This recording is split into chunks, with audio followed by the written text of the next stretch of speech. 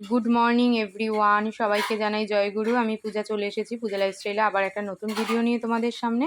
এটা ছিল শুক্রবারের ভিডিও, যেদিন আমি আর বোন বেরিয়েছিলাম রাখির জন্য একটু কেনাকাটা করতে। আর এটা হচ্ছে শনিবারের ভিডিও।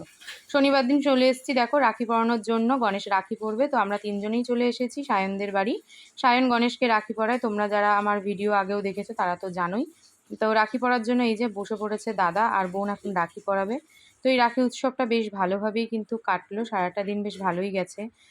মনাও অনেককে রাখি পরিয়েছে, সকালবেলা ও দাদানকে পরিয়েছে, মানে আমার বাবাকে পরিয়েছে, বড় মামা, ছোট মামা, তারপর মামার ছেলে, সবাইকে রাখি পরিয়ে। আর এখন কিন্তু ওরা দুই বোন, মানে ও আর তিতলি, দুজনে দুজনকে রাখি পরাবে। তো রাখি বন্ধন উৎসবটা এরকমই যে সবাই সবাইকে কিন্তু রাখি পরিয়ে দিতে পারে।